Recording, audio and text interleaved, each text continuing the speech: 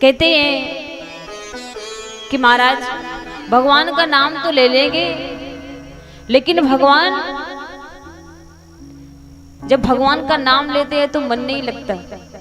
लगता है? नहीं लगता। अच्छा, आज के समय में इंसान बड़ा चालाक है कि नहीं?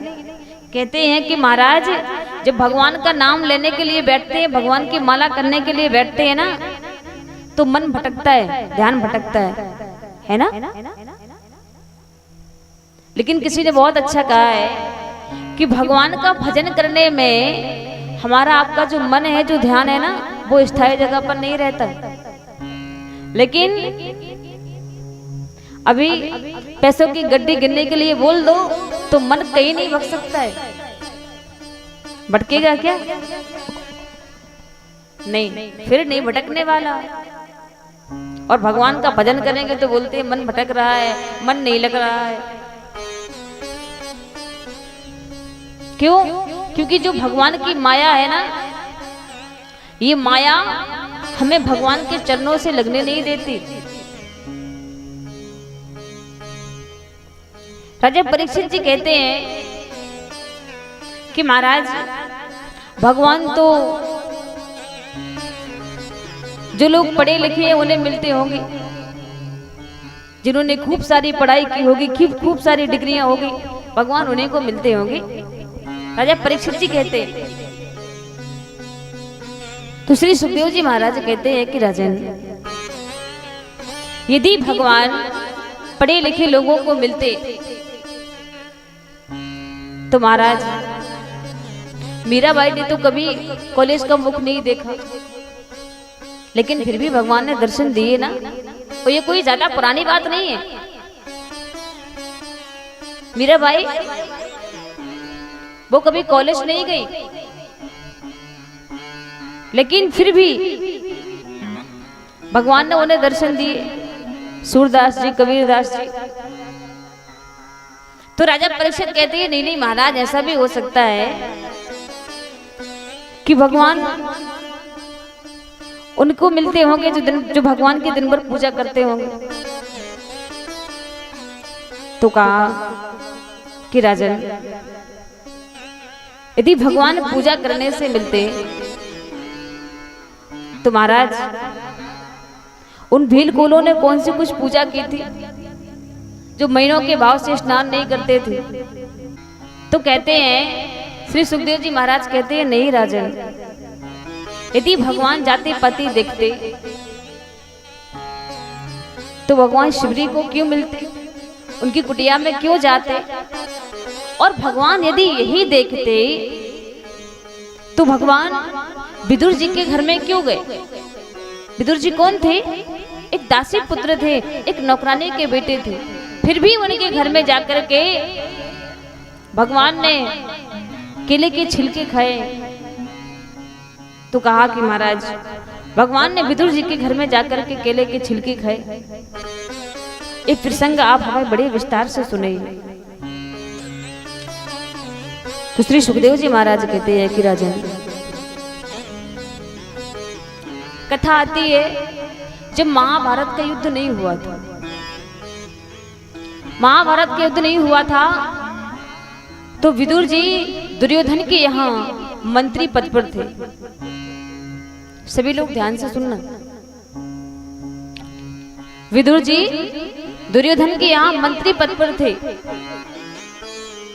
और एक दिन दुर्योधन अपनी सभा में ये षड्यंत्र रच रहा था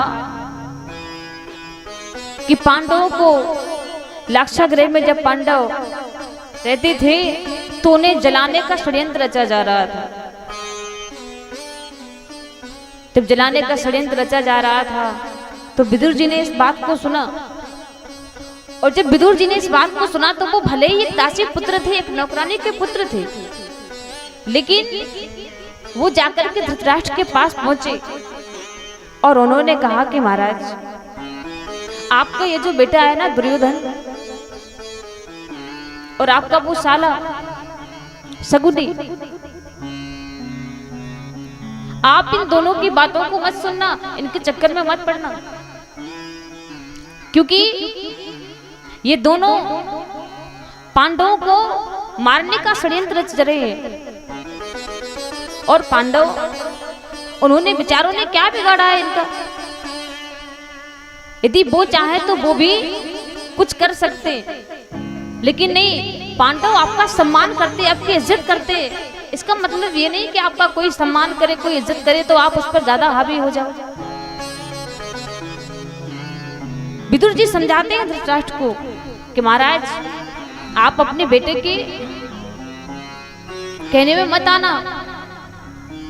जैसे धृतराष्ट्र को समझाया तो महाराज धृतराष्ट्र कहने लगे, हाँ ठीक है, मैं समझा दूंगा। लेकिन जैसे ही विदुर जी वहां से गए, ये बात दुर्योधन को पता लगी, तो दुर्योधन ने विदुर जी से कहा, विदुर जी को खूब सारी बातें सुनाई। अरे तुम मेरे राज्य में रहते हो, मेरा खाते हो, मेरा पीते हो, मेरे घर में रहते हो, मेरे कपड़े पहनते हो, और मेरे ही खिलाफ मेरे पिताजी को भड़का रहे हो। जब ये कहा तो विदुर जी कहते हैं कि बेटा, मैंने तेरे पिताजी को भड़काया नहीं है, मैंने तो तेरे ही भलाई के बारे में कहा है कि युद्ध मत करो। युद्ध की परिभाषा समझते हो? अरे जब युद्ध होगा ना तो हजारों माताएं विधवा हो जाएंगी, बच्चे अनाथ हो जाएंगे, घर से बेघर हो जाएंगे। लेकिन दुर्योधन कहते हैं कि विदुर, तुम मेरे घर में रहते हो, मेरा खाते हो, मेरा पीते हो, मेरा पहनते हो, और जाओ, आज से मैं तुम्हें अपने महल में नहीं रखूंगा। और जब ये कहा तो विदुर जी कहते हैं कि दुर्योधन, तू मुझे यदि रखना भी चाहेगा ना तो भी मैं तेरे घर में नहीं रहूंगा। मुझे ऐसे लोगों के साथ नहीं रहना जो गलत काम करते हो, मुझे नहीं रहना। क्यों? क्योंकि ध्यान देना, आप भले ही कितने अच्छे हो, आप चाहे जितने अच्छे हो, लेकिन यदि एक शराबी व्यक्ति की संगत करोगे ना तो महाराज, यदि उसकी संगत करोगे, उसके साथ साथ चलोगे, तो भले ही आप बूंद नहीं पीते हो, लेकिन वो कोई नहीं देखता। जब उसके साथ चलोगे रास्ते में तो लोग यही कहेंगे कि भैया जब ये पीता है तो ये कौन सा शरीफ होगा, ये भी तो पीता होगा। इसलिए विदुर जी कहते हैं कि दुर्योधन, मैं खुद नहीं तुम्हारे पास रहना चाहता। और दुर्योधन ने जैसे ही कहा तो विदुर जी ने मंत्री पद से इस्तीफा दे दिया। मुझे भी ऐसी नौकरी नहीं करनी, मैं नहीं करूंगा। जब ये कहा तो आज विदुर जी ने क्या किया कि अपनी पत्नी विदुरानी को लिया और जाकर के किले के वन में रहने लगे और भगवान का भजन करने लगे। ओम नमो भगवते वासुदेवाय, इस मंत्र का, इस महामंत्र का जप करते हैं दोनों पति पत्नी, और कहते हैं कि जो भी व्यक्ति इस महामंत्र का जप करता है ना 12 वर्ष तक, यदि 12 वर्ष तक वो लगातार इस मंत्र का जप करते हैं तो उन्हें इन 12 वर्षों में एक बार भगवान के दर्शन जरूर होते हैं, फिर चाहे भले वो किसी भी रूप में हो। लेकिन यदि इस मंत्र का जाप करते हैं तो एक बार ठाकुर जी दर्शन देने जरूर आते हैं। और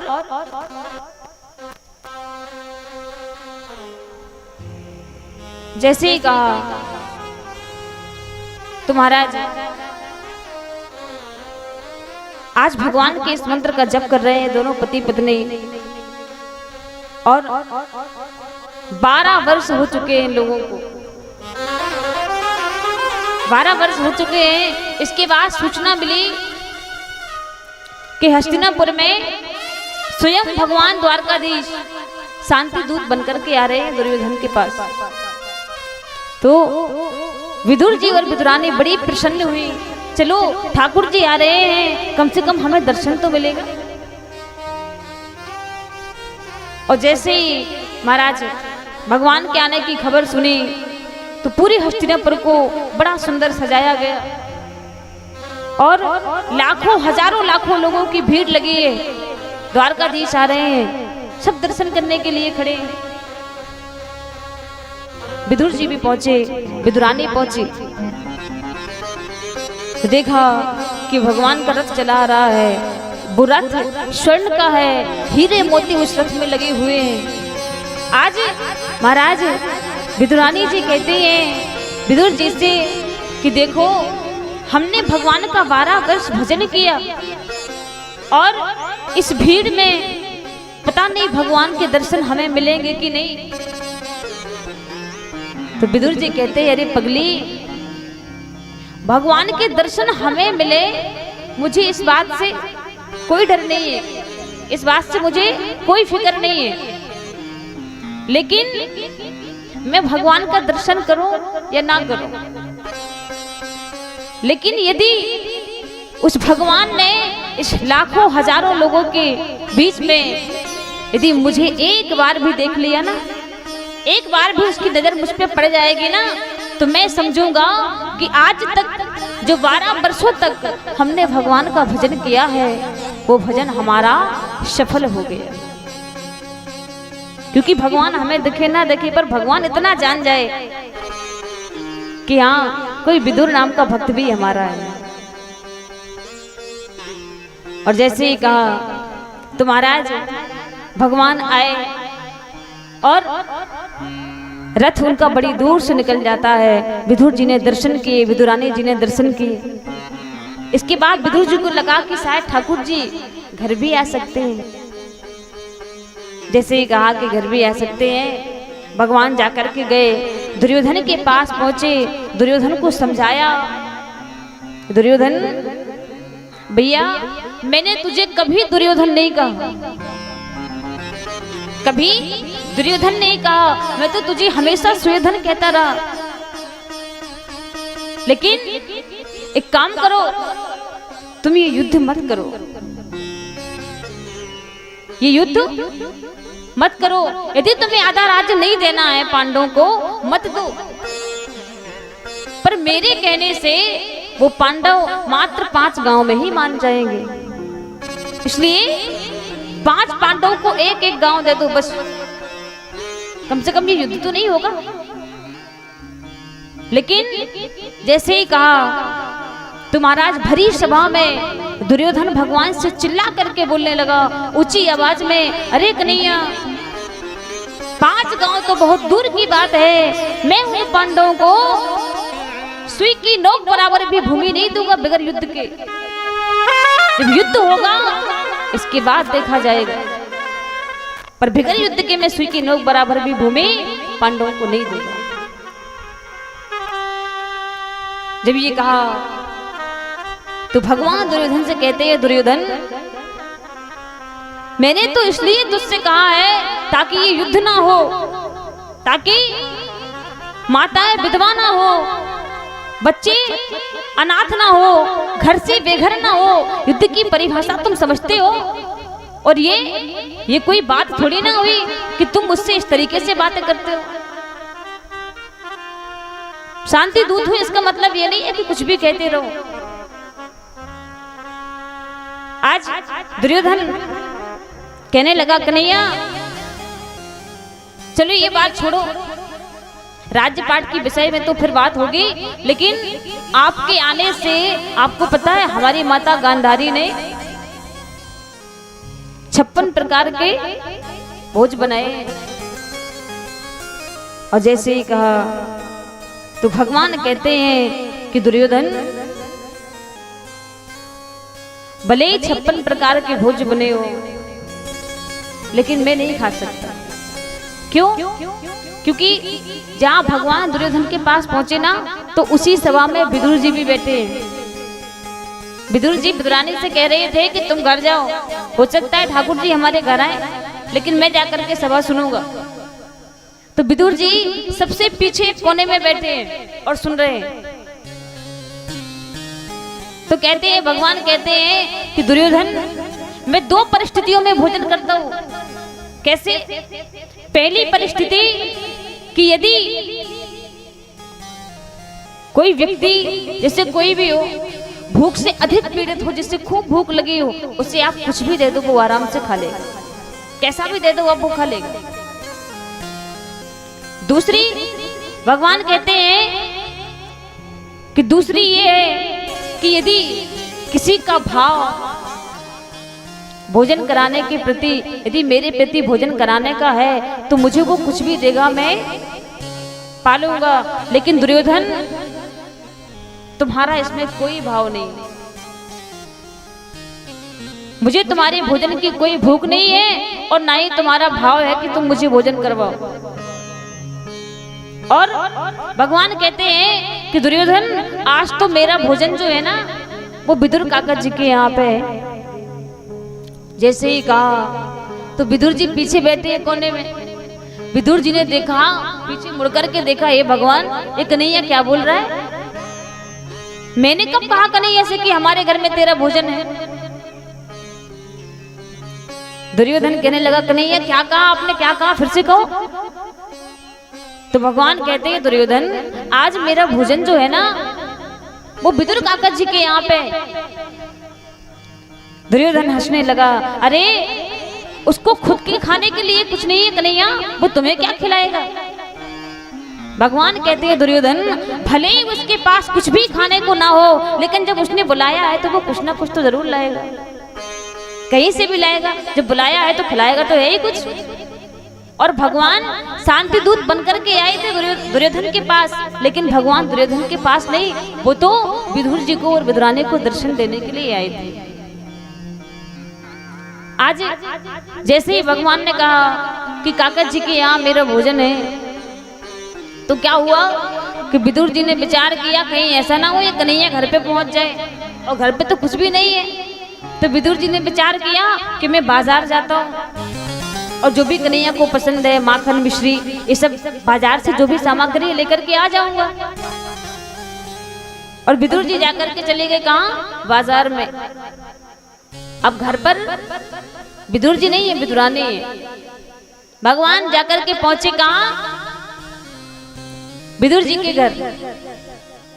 और जैसे ही विदुर जी के घर पहुंचे तो क्या हुआ कि महाराज जिस समय ठाकुर जी विदुर जी के घर में पहुंचे ना, जो भाई लोग हैं ना वो थोड़ा पीछे हो जाए, और जो हमारी माताएं आ रही हैं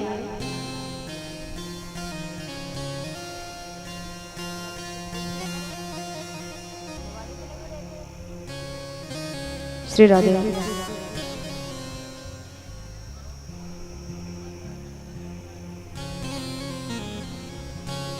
फिर से बोलिए राधा रानी सरकार की जय हो। और जिस समय भगवान विदुर जी की कुटिया पर पहुंचे हैं ना, उस समय विदुरानी जी अपने घर के अंदर कुटिया के अंदर स्नान कर रही थी। तो कैसे जा रहे हैं भगवान, जैसे ही भगवान पहुंचे विदुरानी जी स्नान कर रही थी, और जैसे ही स्नान कर रही थी महाराज भगवान ने दरवाजा खटखटाया, काकी जी दरवाजा खोलो, काका जी दरवाजा खोलो, मैं आपका भतीजा कृष्ण आया हूँ। जैसे ही कहा महाराज विदुरानी जी ने सुना कि कृष्ण आया है, तो विदुरानी जी जो थी ना वो अर्ध लगी थी और जाकर के दौड़ लगा दी, और दौड़ लगाई। जैसे ही दरवाजा खोला तो भगवान को देखकर इतनी मगन हो गई, इतनी मगन हो गई कि सुध बुध भूल गई। भगवान ने देखा कि काकी जी मुझे देखकर इतनी मगन हो गई कि ये भी नहीं पता कि वो खड़ी भी तो किस हाल में।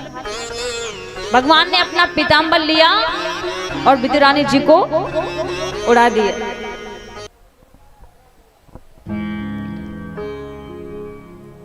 भगवान श्री सुखदेव जी महाराज कहते हैं कि राजन, यदि भगवान जाति पाति का भेदभाव रखते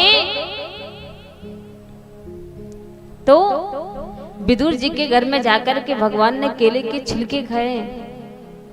क्या खाए हैं? केले के छिलके।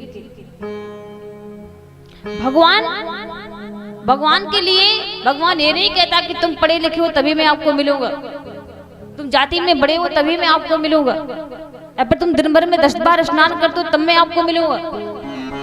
नहीं, आप यदि विचार करोगे जो 10 बार स्नान करते होंगे, जो 4-6 बार स्नान करते होंगे, उन्हें भगवान मिलते होंगे। नहीं, स्नान करने से भगवान नहीं मिलते, पूजा पाठ करने से भगवान नहीं मिलते। क्यों? क्योंकि पूजा पाठ आप भले ही करते रहो, भले ही आप 24 घंटे हाथ में घंटी लिए रहो, लेकिन जब आपका भाव ही नहीं तो वो घंटी किस काम की। और आप भगवान के मंदिर में कभी मत जाइए, भगवान की कभी पूजा पाठ मत करिए, लेकिन बस भगवान से प्रेम करिए, प्रेम करिए भगवान से। और जब प्रेम हो जाएगा ना भगवान से, तो ठाकुर जी से आपकी इच्छा नहीं होगी कि हम ठाकुर जी से मिलें, फिर ठाकुर जी को इच्छा होगी कि हम अपने भक्त से कब मिलेंगे, कब भक्त के दर्शन करेंगे।